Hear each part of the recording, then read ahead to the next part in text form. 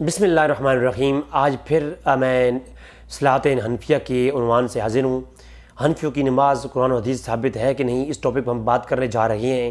اس سے پہلے ہم چونکہ مسائل نماز سے جڑے ہوئے جو مسائل ہیں وضو کے متعلق، طہارت کے متعلق، ان پہ بیان ہمارا ہو رہا ہے۔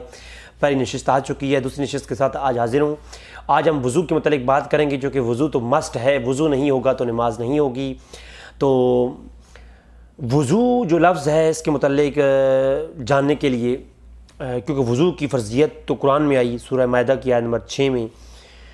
اگر لفظ وضو واو مضموم کے ساتھ ہو، مصدر ہو، یعنی واو کے اوپر پیش ہو، تو اس کا مطلب یہ ہوتا ہے کہ یعنی طہارت حاصل کرنا، پاکیزگی حاصل کرنا، نجاست کو دور کرنے کے عمل کو کہتے ہیں۔ اگر اس کے اوپر یعنی مفتوح ہو، واو کے اوپر زبر ہو، یعنی ودو یا وضو پڑھتے ہیں، وضو وہاں پر زبر پڑھیں، تو پھر اس کا مطلب یہ ہے کہ جس چیز کے ساتھ وضو کیا جائے، یعنی پانی۔ اگر لفظ ودو لیا جائے تو مطلب یہ کہ پانی، یعنی جس سے وضو کیا جائے، اور ودو جس سے طہارت اختیار کی جائے اسے با زبر کے ساتھ پڑھیں گے تو اس کا معنی یہ بنے گا۔ امید ہے بات سمجھا جائے گی۔ یہ تو بیسیکلی ورڈز جو ہے، یہ ورڈز وضو ہے، اس کا یعنی معنی ہے، لغوی معنی۔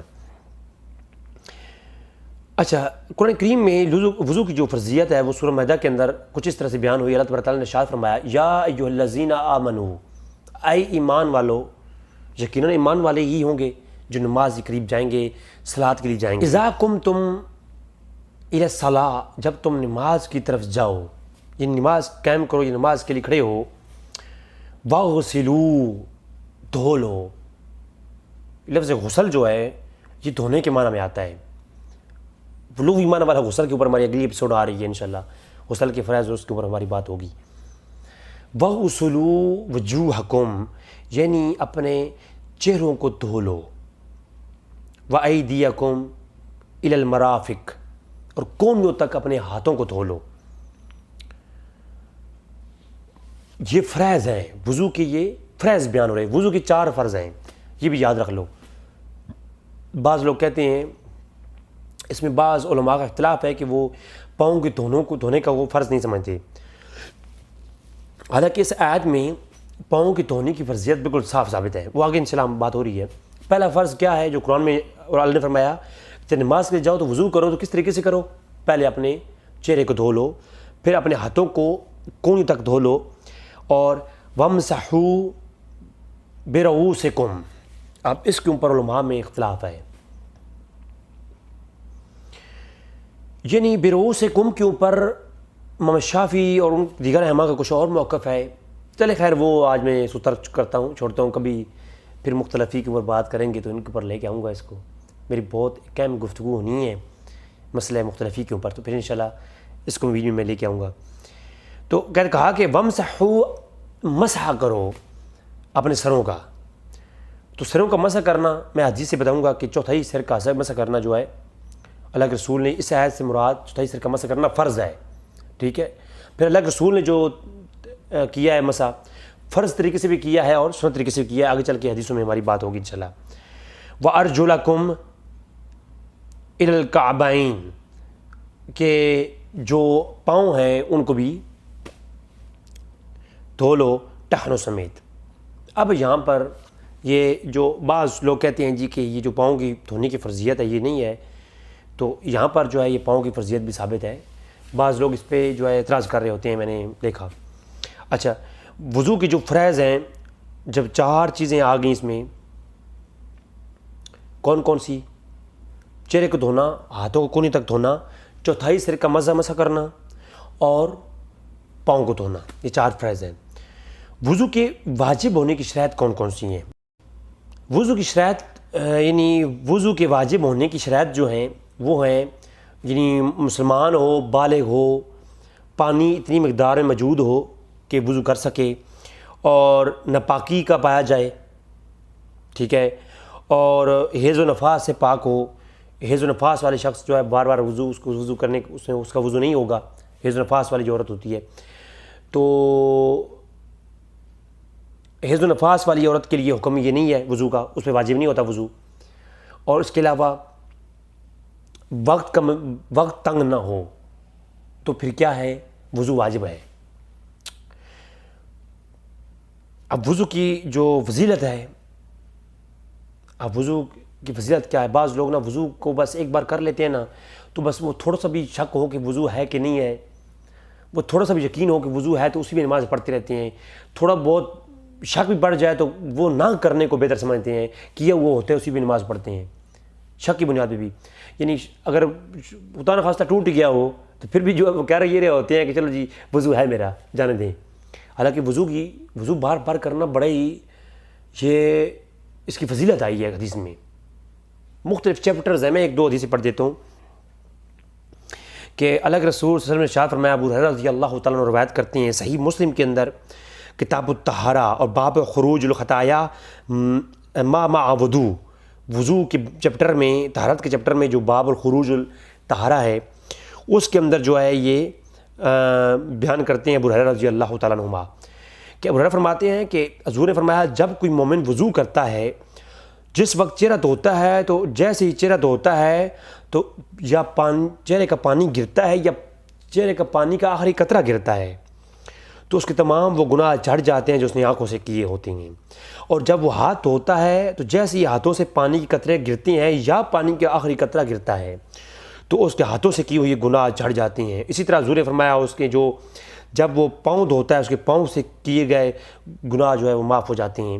تو صحیح مسلم کی صحیح روایت ہے۔ پھر ابو ہریرہ رضی اللہ تعالیٰ نے ارشاد فرمایا، اللہ کے رسول نے فرمایا قیامت کے دن تم اس حال میں اٹھو گے کہ تمہارا چہرہ اور ہاتھ اور تمہارے پاؤں وضو کرنے کی وجہ سے سفید اور چمکدار ہوں گے، چمک رہے ہوں گے، لہذا جو شخص تم میں سے طاقت رکھتا ہو وہ اپنے ہاتھوں، پاؤں اور چہرے کی سفیدی اور چمک کو زیادہ سے زیادہ کرے، یعنی وضو زیادہ سے زیادہ کرے، وہ یعنی وضو کرنے کی آپ فضیلت دیکھیں۔ اور اسی طرح یہ اس روایت کو روایت کیا امام مسلم نے کتاب الطہارہ باب استحباب التحجیر فی وضو، یہ چیپٹر قائم کیا امام مسلم نے، اور امام مسلم نے اس کے اندر جو ہے یہ روایت لائی ہیں کہ اللہ کے رسول نے فرمایا اپنے چہروں کو وضو کے ذریعے روشن کرو، اور یقین جانیے جو لوگ وضو زیادہ کرتے ہیں ان کا چہرہ چمک رہا ہوتا ہے۔ اور اسی طرح اللہ کے رسول نے فرمایا، ابو ہریرہ رضی اللہ تعالیٰ عنہ جو ہے آپ بیان فرماتے ہیں، فرمایا کہ میں حوض کوثر پر ہوں گا تو میں جو دیگر لوگ ہوں گے جو ہے ان کو میں پیچھے دھکیلوں گا حوض کوثر سے، جس طرح لوگ اپنے حوض سے دوسروں کی اونٹ کو دھکیلتے ہیں، اور میں اپنوں کو پہچان لوں گا اور میں حوض کوثر پہ آنے کی اجازت دوں گا۔ ابو ہریرہ نے فرمایا یا رسول اللہ وہ کیسے؟ فرمایا قیامت کے روز تم لوگوں کے چہرے چمک رہے ہوں گے جو لوگ وضو کرتے ہیں، میں تمہیں چہروں اور تمہارے پاؤں سے پہچان لوں گا۔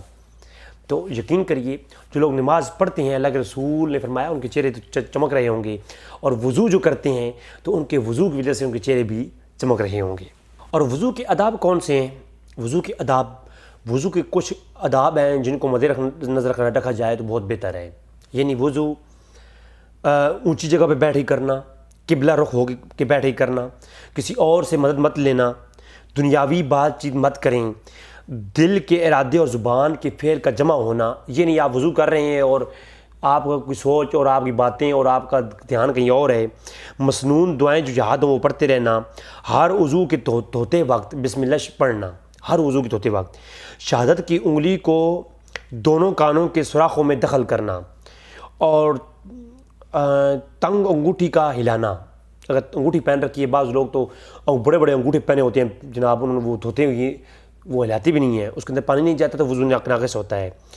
اور دانے ہاتھ سے کلی کرنا، ناک میں پانی ڈالنا، اور معذوری نہ ہونے کی صورت میں وقت آنے سے پہلے وضو کرنا، اور وضو کے بعد کلمہ شہادت پڑھنا، یہ وضو کے ادب میں سے ہے، اور وضو سے بچے ہوئے پانی کو کھڑے ہو کر کے پینا، یہ کھڑے ہو کے پانی پینا بھی اللہ کے رسول صلی اللہ علیہ وسلم کی سنت ہے جی۔ اور جو ہم لوگ حنفی حضرات کرتے ہیں وضو، اس کی دلیل کیا ہے؟ جو چار فرض تو قرآن میں آئے ہیں نا، جو حدیث کی روح سے ہم لوگ وضو کرتے ہیں اس کی دلیل ہے جناب سنن نسائی کے اندر کتاب الطہارہ باب صفۃ الوضو کے اندر جو ہے حدیث ہے، اور حدیث کا نمبر ہے 95۔ سنن نسائی کے اندر یہ حدیث موجود ہے۔ ایک ہی بار یہ لکھ لیں، امام حسین علیہ السلام مروی آپ سے مروی ہے کہ آپ نے فرمایا کہ میں نے مولا علی کرم اللہ وجہ کریم اپنے ابا جان کو وضو کا پانی لا کر دیا، اور میں نے وضو کا پانی جب لا کے حاضر ہوا تو آپ نے وضو فرمانا شروع کیا۔ تو آپ نے سب سے پہلے دونوں ہاتھوں کو دھویا تین دفعہ، اور 3 مرتبہ آپ نے کلی کی، 3 دفعہ ناک میں پانی ڈالا اور صاف فرمائی، اور آپ نے منہ کو 3 دفعہ دھویا، اور آپ نے دایاں ہاتھ کو کونی تک 3 مرتبہ دھویا، اور پھر بائیں ہاتھ کو کونی تک 3 مرتبہ دھویا، اور اپنے سر پر 1 دفعہ مسح کیا 1 دفعہ، اور اس کے بعد دائیں پاؤں کو ٹخنوں تک 3 دفعہ دھویا، اور پھر ایسے ہی بائیں پاؤں کو دھویا، اور آپ نے کھڑے ہو کر کے جو میں پانی لایا تھا اور بچا ہوا جو پانی تھا وضو کا، وہ آپ نے کھڑے ہو کر کے پی لیا، اور میں بڑا حیران ہوا۔ امام حسین علیہ السلام فرماتے ہیں جب میں نے پیتا ہوا دیکھا تو میں حیران ہوا، تو آپ نے مجھے دیکھ کر فرمایا حیران نہ ہو، کیونکہ میں نے تیرے نانا رسول اللہ صلی اللہ علیہ وسلم کو ایسے ہی کرتے ہوئے دیکھا ہے جیسے تم مجھے دیکھ رہے ہو، اور علیہ وسلم نے اسی طرح وضو فرماتے اور آپ کا وضو کا بچا ہوا پانی کھڑے ہو کر کے پی لیتے تھے۔ تو وضو کا بچا ہوا پانی پینا یہ بھی سنت ہے، اور وضو کا طریقہ بھی سارا جو حنفی کرتے ہیں وہ بھی آ گیا۔ اب وہ کون سے کام ہیں جن کو کرنے سے پہلے وضو کرنا فرض ہے، یعنی وضو کرنا ہر حال میں وضو کرنا ہے، وضو کیے بغیر وہ کام آپ نہیں کر سکتے دین اسلام مذہب اسلام میں۔ پہلا، نماز پڑھنے کے لیے وضو کا ہونا ضروری ہے۔ اگر وضو نہیں ہے تو آپ وضو کریں، ادروائز نماز پڑھنا جائز نہیں ہے آپ کے لیے۔ نماز جنازہ پڑھنے کے لیے وضو ہونا ضروری ہے، سجدہ تلاوت کرنے کے لیے، قرآن کو چھونے کے لیے، اور کعبۃ اللہ کے طواف کے لیے۔ ان امور کے لیے وضو کرنا کیا ہے آپ کے لیے فرض ہے۔ اکثر یہ سوال بھی ہوتا ہے کہ کیا ہر نماز کے لیے نیا وضو کرنا چاہیے، یا ایک ہی وضو میں بہت ساری نمازیں پڑھی جا سکتی ہیں؟ تو اس کا جواب یہ ہے کہ ہر نماز کے لیے نیا وضو کرنا افضل ہے، اور اگر آپ کا وضو ہے تو ایک ہی وضو میں آپ کئی نمازیں پڑھ سکتے ہیں، اس میں کوئی قید ہو نہیں۔ وضو کا ہونا ضروری ہے، وضو کے بغیر نماز نہیں ہوتی۔ اور اس پر روایت ایک دلیل کے طور پر میں پیش کر دیتا ہوں۔ حضرت بریدہ رضی اللہ تعالیٰ عنہ روایت کرتے ہیں کہ فتح مکہ کے دن رسول صلی اللہ علیہ وسلم نے ایک وضو سے تمام نمازیں پڑھیں۔ آج کل وہ ایک مرزا انجینئر صاحب ہیں، تو وہ کہتے ہیں کہ جی تواڈے پیر ایک وضو میں ساری رات عبادت کرتے سن، تے جناب عشاء دے وضو دے نال فجر دی نمازاں پڑھیاں تواڈے پیراں، ایک میں رات کو اپنی بیوی سے نہیں ملے ہوں گے، فلاں نے کیا ہوگا، فلاں نے۔ وہ مرزا انجینئر صاحب نا اور یا اللہ پر اٹیک کرتے ہوئے ایسے ہی گفتگو کرتی ہیں، تو ان کے لیے یہ روایت قابل غور ہے کہ اللہ کے رسول نے کئی نمازیں پڑھیں تو ایک ہی وضو میں۔